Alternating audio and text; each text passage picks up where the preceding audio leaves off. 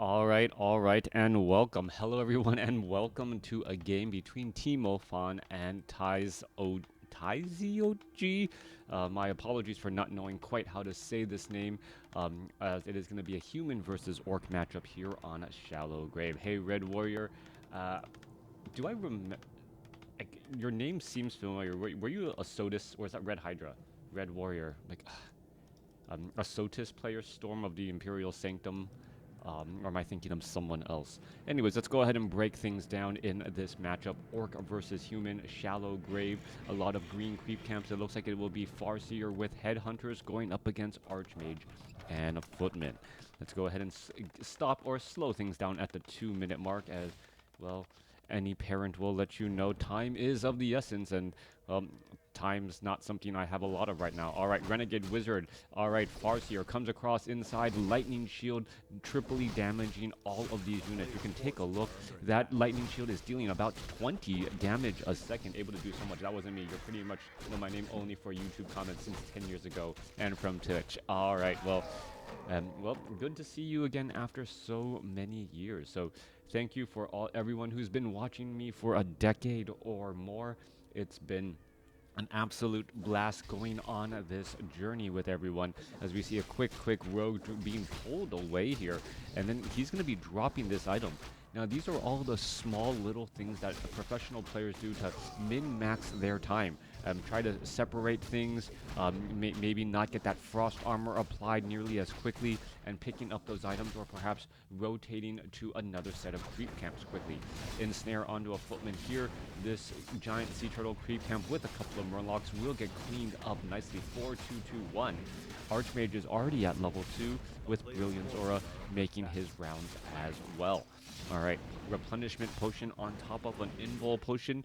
That will work, that should work out pretty well here. We're taking a look at this Murloc Tide Runner, still engaging against this Water Elemental. Water Elemental will return back to that puddle of water. Meanwhile, Farseer still doing a little bit of creeping here. Giant Sea Turtle creep camp, 2 headhunters already out on the battlefield, as the Farseer picks up a replenishment potion as well. Scouting Footman gonna scout this out here and see where the Farseer is. Meanwhile, Archmage has brought in Militia to try and clear out this potential expansion location, and it looks as though he will be holding or trying to expo, as the Orc player is already teching to tier 2. Sasquatch will go down, Archmage will get to level 3, and now level 2 Water Elementals are on the menu. On top of that, Pure Up of Vitality, making that Archmage significantly more difficult to kill. Add in an Invul potion and a replenishment potion, and suddenly, well, things change quickly. Archmage should be able to easily just finish off that Kobold. 1 or 2 more shots there. Is gonna, well, yeah, Force Troll Shadow Priest gets the last shot there. Now, Farseer, however, made it back across here. Now going to cause problems. There's some chain lightning bouncing around. There is one Forest Troll Berserker trying to finish off the wolves here. Peasants are getting cleaned up, though. 1 at a time. Critical strike on those units. Meanwhile, the Farseer going to go ahead and get in another chain lightning. That chain lightning coupled with the dire wolf, so effective at taking down all of the peasants. Every peasant lost as 3 more called to armed calls, or 3 more calls to arm, or call to arms. And now 3 more need to be retrained. All right, to this Farseer heading back off to the north here. We're looking at some more Forest Troll Shadow Priests getting trained up, hired up, and trying to hide here.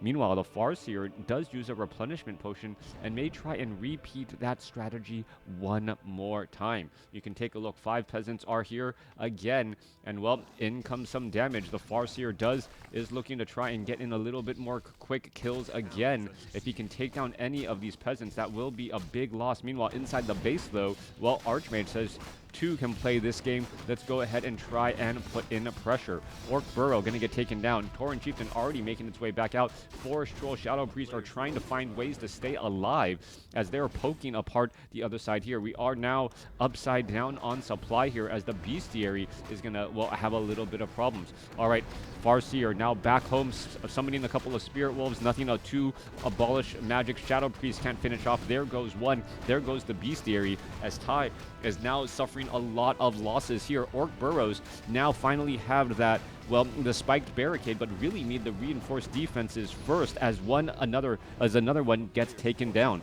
All right, one final Orc Burrow left here. Is it going to end up getting lost here as both sides are still fighting their way through? This one Water Elemental taking quite a bit of damage. Torrent Chieftain perhaps going to try and get a stomp on those Forest Troll Shadow Priest, but unable to keep it going. More damage coming across here. Forest Troll Berserker now trying to retreat back. There goes another Forest Troll Shadow Priest. Are we going to see an Abolish Magic? No, we are not. There's a Chain Lightning finishing it off again as we're looking at triple Water Elementals trying to turn the tide here, trying to finish off another Orc Burrow as the Archmage is still putting pressure inside here. Archmage gets up to level 4, level 2 Brilliance Aura now ready. We may be looking at a third Water Elemental or another Water Elemental joining in the fight here. There's a stomp here. Archmage with the Pure Up the Vitality does really drop a lot of damage using a Potion of Invulnerability and going to finish off another Orc Burrow. We are now 29 over 11 supply as another Orc Burrow going to be lost here. This is just absolutely damaging as nothing can be trained during this time. 29 over 11 supply. Peons are going to get cleaned up as well, and as those peons are cleaned up, well, easy shot on that peon there, for some reason not getting taken down. There is another Water Elemental making its way towards, and another, well, a couple of peons that could get cleaned up here. One peon, however, dodging death as the Water Elementals finally, well, return to the rivers. All right. Dire, another wolf going to get cleaned up. Murlocs running over to join in on the battle. Not quite sure what this is about. Archmage did use a replenishment potion, used that Potion of Invulnerability, and was absolutely just devastating the inside base for so long. 26 over 11 supply. So many peasants lost. There goes a grunt as well. No units can be retrained as TiMofan now retreats back. He is sitting on a very large amount of gold though, and well, gold in the bank is a good thing, but you need to spend it and translate that advantage onto the battlefield. You don't earn interest in the bank here, and well, your interest out on the battlefield can easily be picked off, trapped, stunned, slowed, purged, and destroyed. Back off to the north. Archmage retreating back here, and I believe the Orc player should be, well, falling back here, trying to make a good use of his time as well. Home field advantage, that additional call to arms could cause problems as the Archmage, well, gets in the position here, should be able to heal back up. More Mud Golem units or more Tavern units, Mercenary Camp units trained up, a way to spend your gold. But remember, Mercenary Camps, well, it's a one-time hire, and well, you still need to build infrastructure later on. Mountain King getting trained up. Arcane Sanctum most likely will be followed up here as the Archmage drops in a Water Elemental to try and clear out this Rock Golem creep camp. 47 supply compared to 30. Spiked barricades very high here. We're looking at a couple of shamans joining in on the battle to perhaps purge down those Water Elementals. We also see a healing ward being dropped here for the Archmage. Archmage, well, able to easily fight against this creep camp here, and perhaps we'll try to go after even more. Couple of low hit point footmen staying in, well, under the cover of that healing ward for a little while longer. Remember, healing wards are percentage based, so, well, not as useful for these lower hit point units. Farseer now trying to double back around her. There's a slow from the Mud Golem, and here we go. Rock Golem could get taken down. What is it going to be? It's going to be a Health Stone. That really needs to be picked up. Mountain King out here onto the battlefield. Torrent Chieftain sees a perfect place to put down his foot and now stomp his way through. Healing Ward is going to be placed down here. Farseer could try and engage. Torrent Chieftain has an Invul Potion, and he uses it in time. There's a massive stomp as a Chain Lightning bounces around. No lightning shield onto that Torrent Chieftain though. Farseer trying to find their way through. Torrent Chieftain picked up the Health Stone and now is just absolutely looking strong. Gonna jump into that Goblin Zeppelin soon. Farseer, well, Shamans are getting cleaned up here. What is happening now? Torrent Chieftain gonna show up, but Mountain King shows up as well. Stormbolt, that is a little bit late as, well, we are just trying to elevate our units for that Goblin Zeppelin.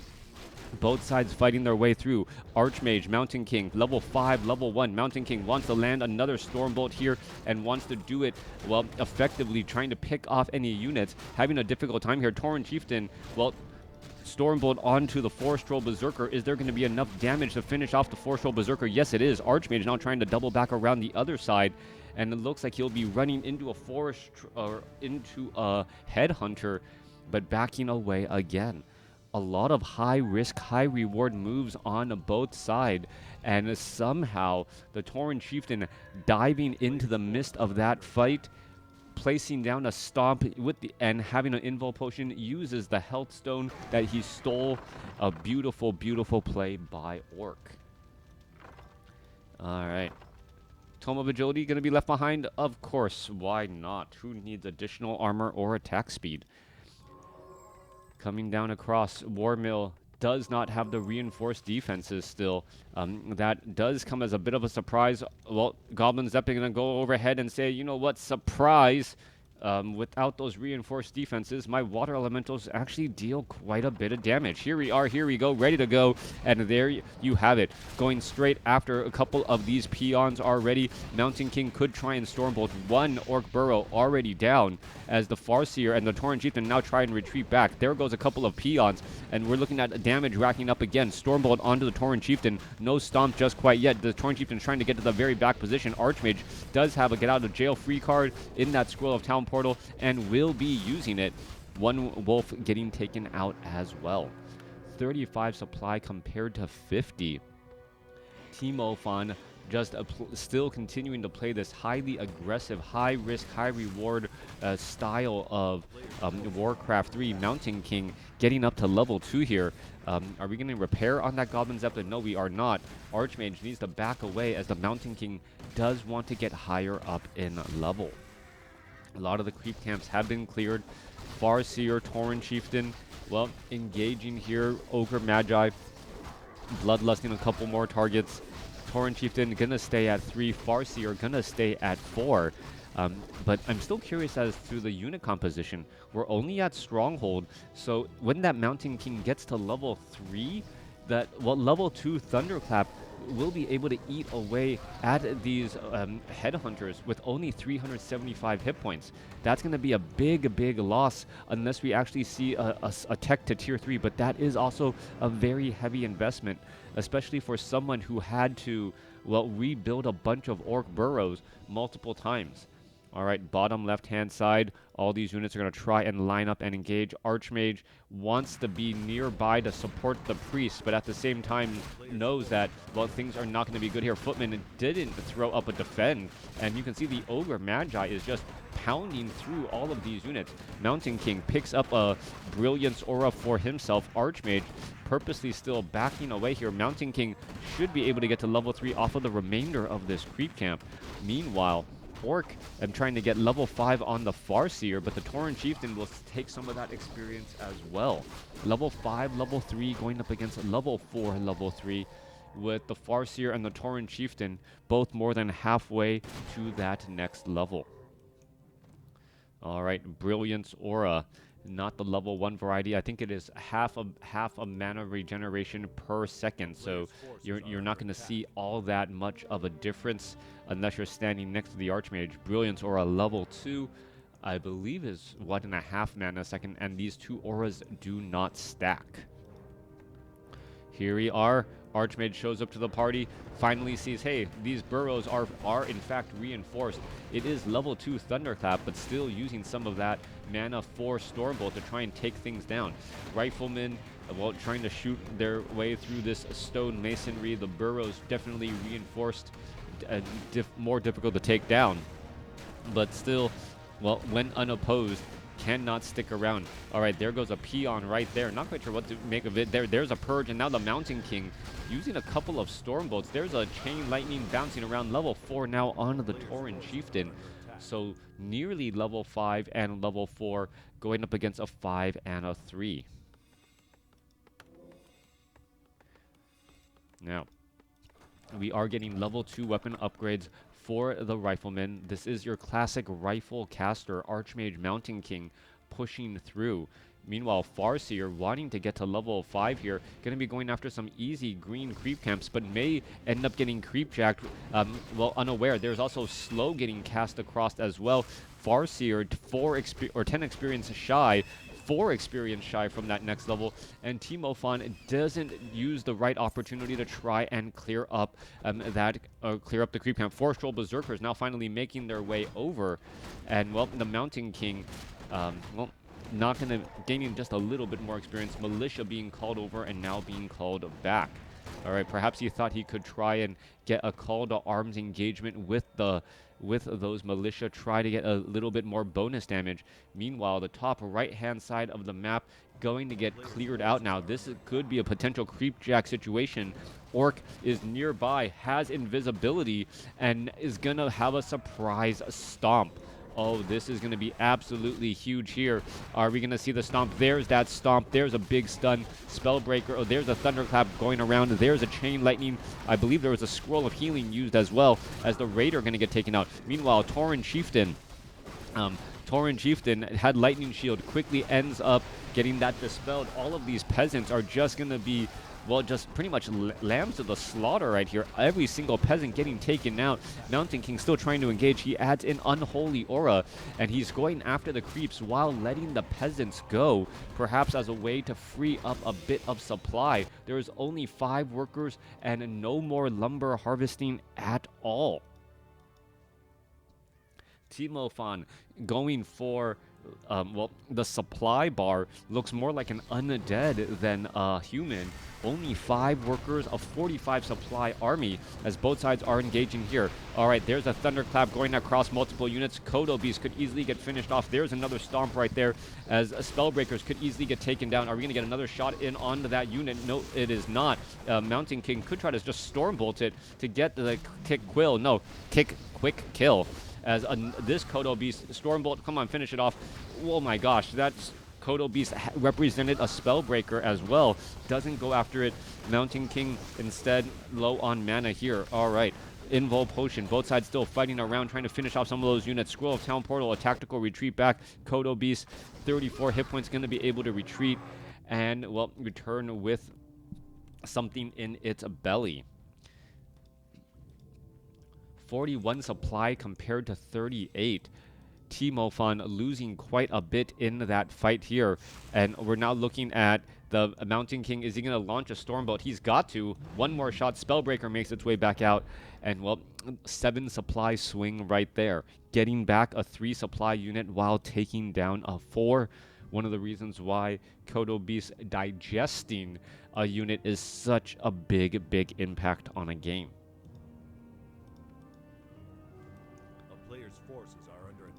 All right, Mountain King sitting at level 4 here, going after some more easy creep camps.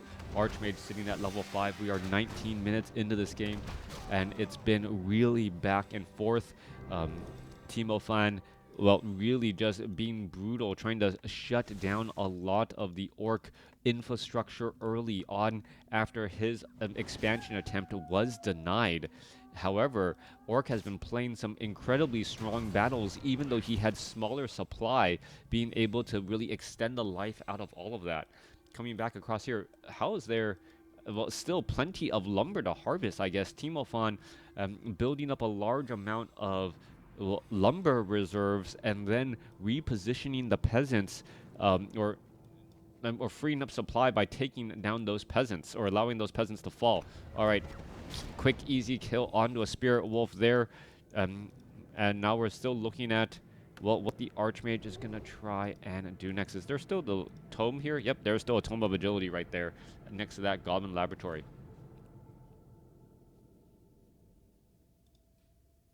No, it's always difficult for a low hit point Kodo that's digesting the unit to make it home, because the Spellbreaker inside, or the unit inside, is still giving sight on that unit. So it really has nowhere to hide other than trying to be next to all of its friends to prevent it from getting taken out. All right, Dire Wolf quickly gets timed life. No, resummoned, purged. Not quite sure. Nope, it wasn't. It was perhaps a dispel magic, finishing it off there. No abolish magic here. Mountain King is invisible. Water Elemental also going to be invisible. Invisible summons, once more being well used to try and harass. It looks like both sides are preparing for the next battle here. We are going into level 1 weapons upgrades, or level 2 weapon upgrades for the Spellbreakers. So the Spellbreakers will be 2-0, and, well, there are no more Riflemen. All right, no more Riflemen anywhere. It is now mass Spellbreakers with casters. The downside of that is the Chain Lightning, level 3 Chain Lightning, will pretty much be bouncing around trying to find all of those low hit point units in the back. Since they are immune to, since the Spellbreakers are immune to magic, they can't, well, the Chain Lightning naturally targets those backline units, well, yeah, naturally targets those backline units. Is there a tome on this one too? Oh, there is. Tome of Knowledge. Haha. Good eye, good eye. A player's forces are under attack. A Farseer retreating back here. Spear or Dire Wolf. Was that? Did Mountain King get experience? Maybe again. All right. Tower or Expo now being built here. Lumber, is it being harvested? No, it is not. No lumber being harvested anywhere. Just trying to set up a town hall in order and defend from this location. But without an arcane vault, without a scout tower, there is really no home field advantage. It is just a place you are being forced to defend. All right, Invisible Tauren Chieftain right there. Having one arcane tower or scout tower with arcane sight from the Arcane Sanctum would be all you need, as the peasant, well, going to get to work here. All right, these peasants need to start mining gold. Spellbreakers need to line up on this side. Tauren Chieftain, if he jumps on in with a lightning shield, could really rack up large amounts of damage and take down all of these workers quickly. All right, Dire Wolf right there. There's a stomp, not really hitting that many units, only 2. And here we are into this engagement. Tauren Chieftain has a potion of invulnerability. Archmage is trying to fight his way through. There's another invisibility, and it is currently, he's purged and now turned into Blizzard. All right, Blizzard raining down here, racking up damage. And, well, also having an invul potion right behind it. Chain Lightning finding across all of those targets. Scroll of Healing trying to be used. Archmage, Mountain King, Stormbolt, and now another Blizzard raining down here. No Ensnare, no Stomp. Chain Lightning, Farsi, Archmage in trouble. Another Scroll of Healing used by the Mountain King this time. Invul potion, even if it is transferred, it's not going to be enough, as the level 5 Tauren Chieftain, able to escape as the Archmage falls at level 5. Mountain King trying to make its way back over. Kodo beasts are digesting those Spellbreakers. And, well, even though there is a base mining, that is probably going to be it here. No, Tauren Chieftain ends up getting a Stormbolt. Spellbreaker's going to try to go for a surround, and that's going to be enough. Mountain King goes from 4 to 5 to 6 in a matter of a minute, as the Kodo beasts are now trying to digest and chomp down more units. However, the Raiders are weak to the Spellbreaker attacks. The Kodo beasts are unarmored units, but there are no piercing damage units around. 40 supply compared to 43. Mountain King could still try and engage, perhaps take it down one of these units, as we're looking at a low hit point Raider getting away at 10 hit points. Both sides fighting their way through. Wind Rider trying to poke across the other side. Are we getting a resurrection? Yes, we are. Archmage is going to make its way back out onto the battlefield. Meanwhile, the peons just need to run faster if they expect to win. All right, Mountain King trying to come back the other way. Spellbreaker trying to go away. There's a Stormbolt on to this Kodo beast, and now a Spellbreaker has come back from the dead. All right, both sides still fighting their way through. This Kodo beast down to 700 hit points. You can take a look. Grunts are trying to make their way over. Priests are now trying to heal up. One Wind Rider is trying to poke across all of those units, as the Mountain King is still looking very strong. Level 3 Stormbolt and a level 3 Thunderclap, but without any mana, well, can't really do much of anything. Sorceress did slow that trailing Grunt in the back. Mountain King trying to get those shots off on that Kodo beast. Kodo beast no longer has anything in its belly, but this is just for pride now, as the Mountain King should just Stormbolt and then head back the other way to help protect all of these remaining units. All right, Priest and Sorceresses could, well, spell problems here. Archmage needs to make its way back over. The Wind Rider is trying to finish off some of these peasants, but with that, medium armor, able to withstand some of these attacks. Grunts now going to make their way over. Raider now going to make their way over, and these grunts, or these peasants, really don't stand a chance now. Mountain King trying to retreat back, perhaps trying to get a clarity potion. Archmage is going to be out here on the battlefield. There you have it. The heroes are back out onto the battlefield, ready to go, and, well, clarity potion could mean Death of some other units here. All right, low hit point Grunt trying to retreat away. Stormbolt, is it going to be saved? The mana going to be saved? No, it's not going to be saved as, well, Orc leaves the game. With the introduction of the Archmage back out onto the battlefield, more than enough to come away with the victory. Let's go ahead and take a look at these final scores.